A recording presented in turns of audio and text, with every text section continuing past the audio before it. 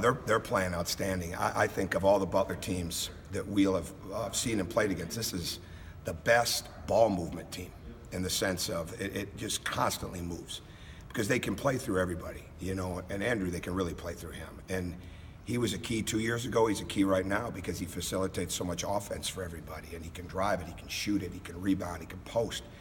But he's truly the point forward in the sense that he just moves the ball. But their ball movement, their ability to shoot the ball is very, very high. They do a great job in the corners, making a ton of shots out of the corners. But when you got ball movement like that, and they continue to play at a very good rate defensively. I mean, very hard-nosed defensively. They know what they want to do. They play the ball screen in an excellent way. They get back in transition. They don't send as many to the glass, so they take away your break. So you got to be really solid there. And we just got to be. We've had a good week. It's been discombobulated a bit, with timing and guys coming back from this or that, and the exams and things. But our attitude's maybe not quite like yours, wearing shorts at 9-degree weather, but it's good. It's real good. So I don't know if we can ever quantify attitude again after this. You guys all get a shot of that? Huh? You got to practice on this. Yeah. Who does? I don't know. Okay. Toughness. Who does? So, go ahead. That offensive efficiency, just what's allowed them to maintain that despite losing guys like Roosevelt Jones and Kellen Donovan? Oh, the movement, the ball movement, and they've got really good guys. Tyler Eulis certainly does an excellent job, but they've got veterans. I mean, they've got an experienced team, and going back and watching last year's tape, especially the late game situations compared to this year, they're different. But you can see where they're trying to go with it, right? And Baldwin can get to the rim, and they can put him in the ball screens, and they're very good. Chris is an excellent coach. I mean, he was an excellent coach at Gardner-Webb. He's a tremendous coach. Now the world knows it now, and I don't think there's any question about that. Got a great staff, and they've just got excellent continuity. They always do, and they've continued to have that. So there's so many different guys that can play, and it's not just 5 or 6 guys. I mean, they're going 8 or 9 deep, and it's a really, really good team. Keelan and OG obviously are 2 really key guys in this game. When you look at those 2 guys, what similarities do you see? What differences do you see? Yeah, I don't have a good answer for that. I don't look at it like that. So okay. You asked Chris that same question, right? Yeah. Because I saw that he didn't have much of an answer for that either, right? He just talked about both of them. Yeah, I'm not a compare and contrast guy. Well, I'm really not. Let me ask it this way: when you look at Keelan, what are the things that stand out about him? He can really score. He can really score. Straight line driver, very efficient shooter, goes both ways, takes big shots, wants to take big shots. Getting more and more athletic. He's very improved. He's good, and we've seen him since he was young. I've known his mom and dad since they were in college at Western Kentucky. So when they weren't his mom and dad yet, right? So, but he's got good bloodlines in that sense. But he's a bona fide big time player. I mean, there's no question about it, and he's playing like it. This event has become a very outstanding event, but this year in particular, and I know obviously you're not playing in the other game, but what does it mean to play in an event like this? I think it's really good. I think it's a great atmosphere. It always is. You've got 4 teams that are really, really efficient offensively. If you look at the rankings, getting better all the time defensively. I haven't seen Notre Dame play very much. I haven't seen Purdue play very much. I've seen a lot of Butler this week, but that would be the biggest thing to me. I mean, in teams that have got some continuity in their programs and have young players that have stepped in and done a good job, and good balance inside of their teams. Though, do you have a sense of kind of how much he'd be able to take on Not tomorrow? really. Is it something maybe see when? Yeah, we'll just see how the day goes. How much has he, I guess, grown in the sense of maybe what he's able to do at both ends of the floor in terms of creating mismatches, I guess, as a player that can guard a lot of different positions, can go outside and finish the well around. Well, that's what he can do. I mean, there's really nobody that you'd be uncomfortable putting him on, and it's just a matter of consistency, with him on that, and athletically, all the intangibles, he's got all of that, and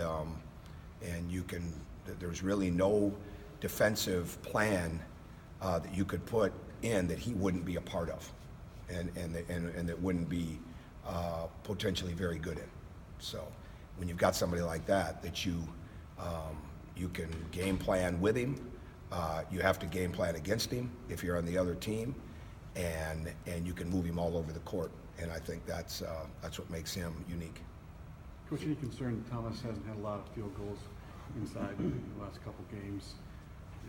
Just more post passing. Yeah, we've got to be more cognizant of getting him the ball. He's getting fouled, and he's rebounding the ball at a really high rate. But we've definitely shown him where there's opportunities to flash. You know, we're playing a lot of random basketball right now. And when you've got a guy like that that can move around, you've got to find those random moments where you fly back inside. And so we've definitely spent that kind of time. But he's aggressive. He's doing a very good job with that. We need to throw it there a little bit more, in the sense of there's been a couple times that he's been open that we didn't get it there, but really it needs to be a connection of him getting open and us finding him, not just that we're missing him. It's not that. There's a couple times we did, like I said, but he's getting fouled. And when you're getting to the foul line like that, and you're rebounding like that, and he's getting so much better. I don't say this lightly, because Juwan has really improved as a leader.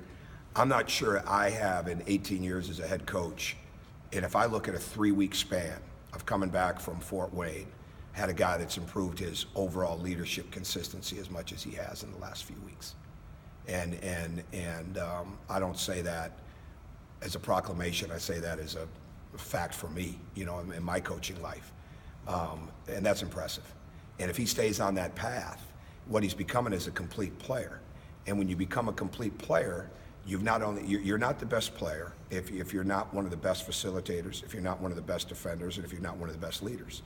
And those are the things that really, really define how good you are. And he's well on his way to doing that. What's he done these past 3 weeks that really jumped out at you? He's been very consistent with his talk, his energy, there's always a seriousness to him, but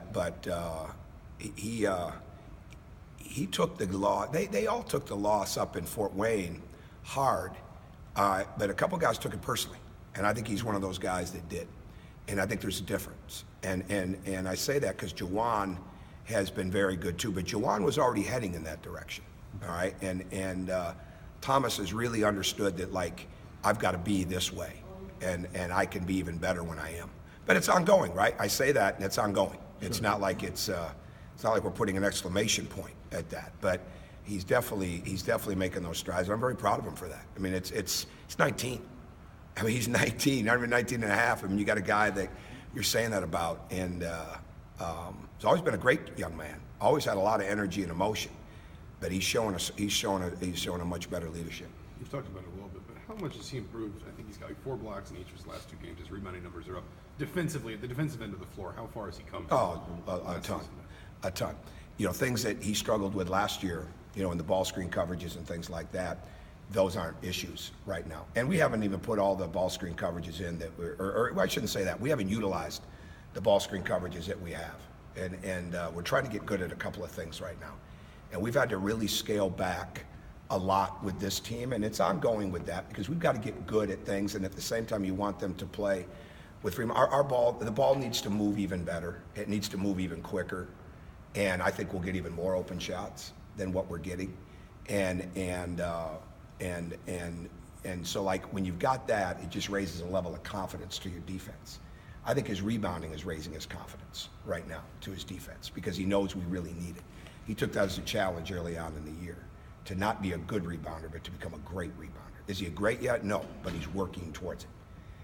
And defensively is the same thing. So when he's finishing off a possession with a defensive board, that's really, really good. And he's active, but his feet are so much better. He's got to continue to play through fatigue. He's got to continue to guard the dribble even better than what he is. He's got to continue to stride out even more. I mean, the details of the game are really, really important for us. For every player, but for us right now, because those are the things that you've got to do. Your details are only as good as what you do when you're tired. And that's what we've got to continue to build upon. So, but he's talking more. He's got to get more active with his hands. His deflections are not where they should be. So it's like any team, it's a true work in progress, but he's making a lot of progress. I think Rob has scored in double digits in all. Who? Rob Johnson has scored double digits in all but one game. How important is his consistency been there, especially with James missing time, with OG missing time?